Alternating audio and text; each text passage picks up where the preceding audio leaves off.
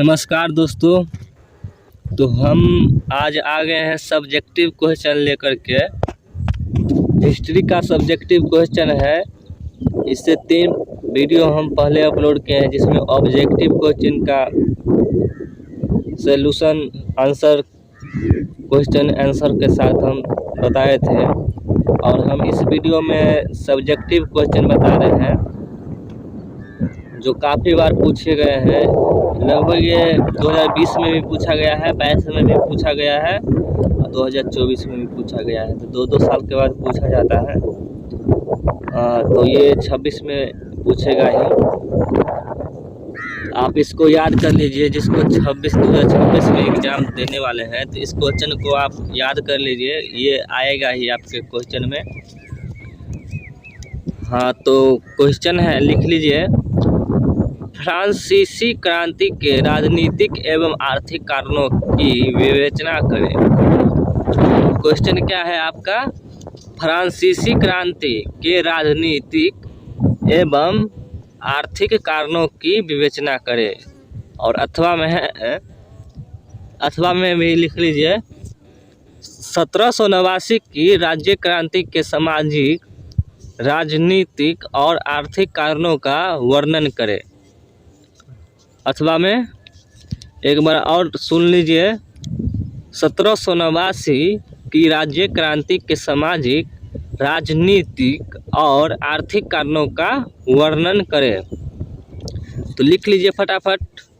हम अब इसका आंसर बताने वाले हैं, तो कॉपी कलम के साथ साथ बैठ जाइए। आंसर सुनने से पहले हम एक बार आप सबसे कहना चाहते हैं कि अगर आप इस चैनल पर पहली बार आए हैं तो चैनल को सब्सक्राइब कर लीजिए, बेल आइकन को दबा दीजिए, ताकि आपको हर वीडियो का नोटिफिकेशन जल्द से जल्द पहुंच सके।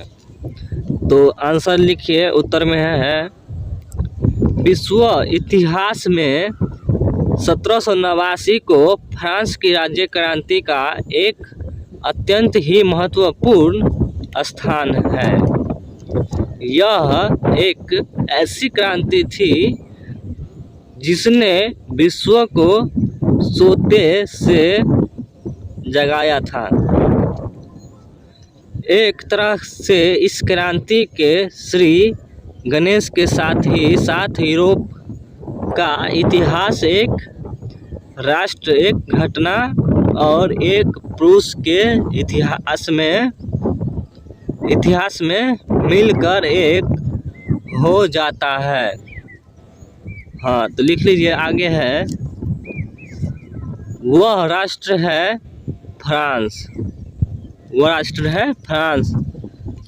वह घटना एक फ्रांस की राज्य क्रांति और वह व्यक्ति है नेपोलियन बोनापार्ट। इतना ही नहीं, इस क्रांति ने एक युग का अंत और दूसरे युग के आगमन का मार्ग प्रशस्त कर दिया। पोमेरा तलाम से आधा सौत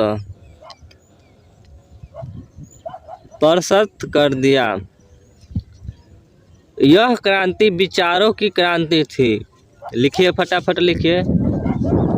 अगर आपको छूट रहा है तो वीडियो को बैक करके लिख लीजिए। यह क्रांति विचारों की क्रांति थी। यह केवल हथियारों की लड़ाई ही नहीं थी।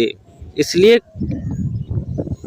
लिख लीजिए, एक बार और बोल रहे हैं, यह केवल हथियारों की लड़ाई ही नहीं थी।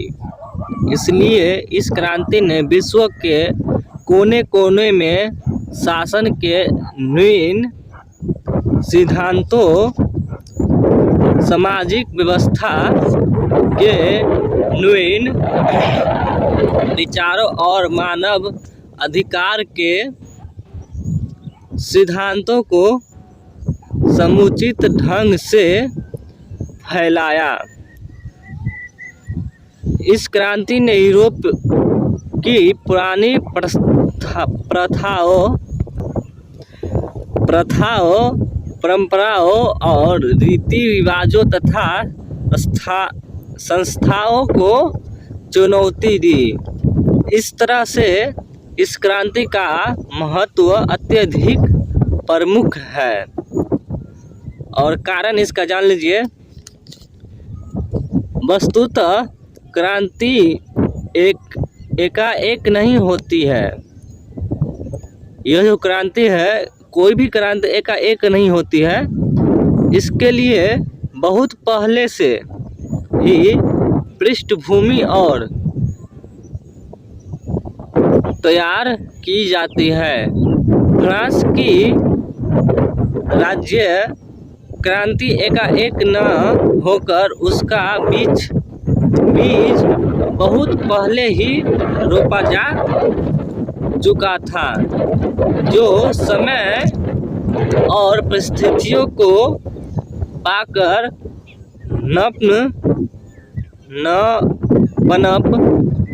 पनप गया। इस तरह से फ्रांस की राज्य क्रांति के निम्नलिखित कारण प्रमुख है। तो हम कारण का विवेचना अब करने वाले हैं। पहला कारण लिख लीजिए, सामाजिक क्रांति। फ्रांस का समाज लिख लीजिए, फ्रांस का समाज सर गल गया था। समाज विषमताओं और असमताओं पर आधारित था। फ्रांस का समाज 3 भागों में बांटा गया था, जो निम्नलिखित थे। पहला भाग था पादरी वर्ग। फ्रांस में कैथोलिक धर्म का बोलबाला था, जिससे वह पादरियों और चर्चों का प्रभुत्व था। सर्वत्र उनका लोहा माना जाता था। वहाँ पादरियों का भी 2 वर्ग था, एक बड़ा पादरी और दूसरा छोटा पादरी। बड़ा पादरी, फ्रांस में बड़े पादरियों की संख्या बहुत ही कम थी, परंतु उनके पास अगाध धन था। वे लोग विशाल भवनों में रहते थे। सोना, चांदी, हीरा जवाहरात उनके पास थे। फ्रांस की समस्त भूमि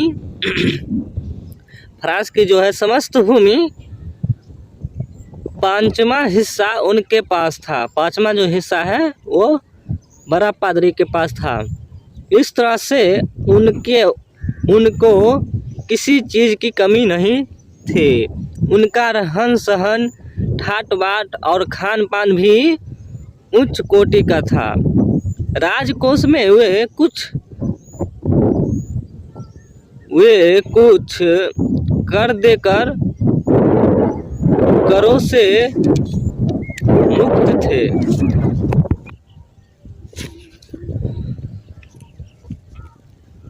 अतः उनका जीवन बहुत ही सुखमय था। लिख लीजिए। टैक्स से भी उनको काफ़ी आमदनी होती थी। दशांश टैक्स।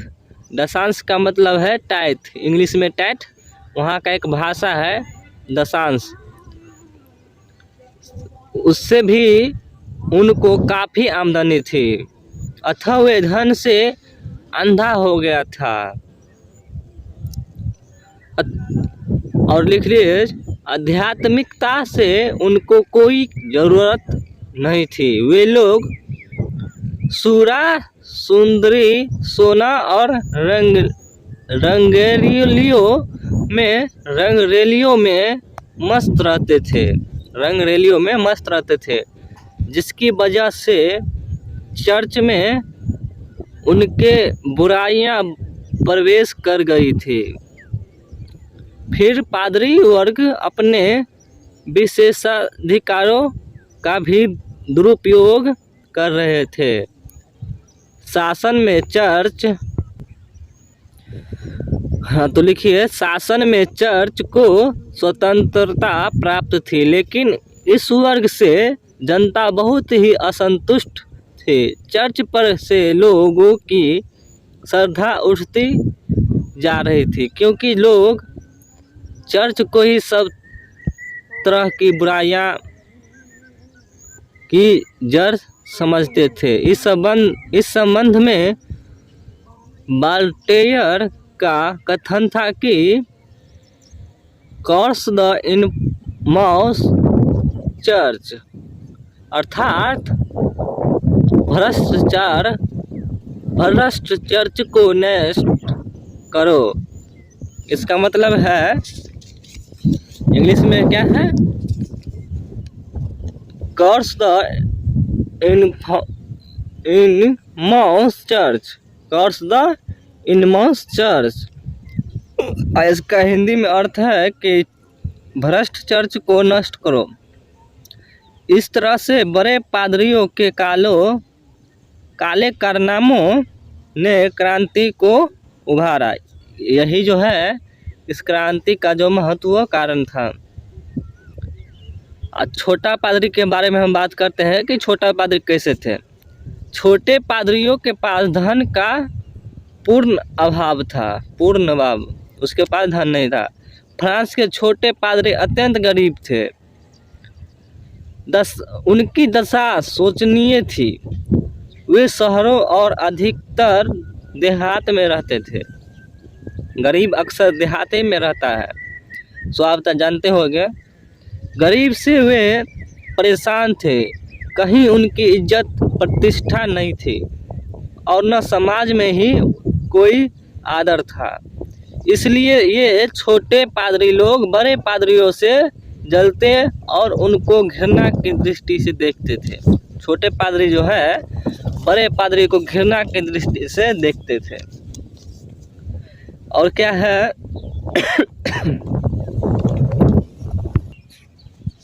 देखा जाए तो दोनों वर्गों के पादरियों में विद्रोह हो गया। इस आपसी संघर्ष के कारण चर्च की बदनामी बहुत बढ़ गई थी।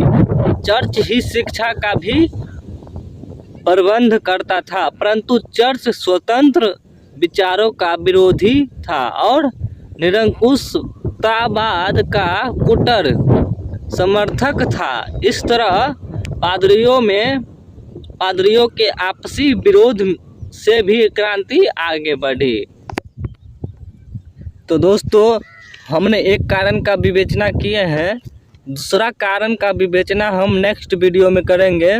हो सकता है कि दो कारण हम दूसरे वीडियो में बता सकते हैं।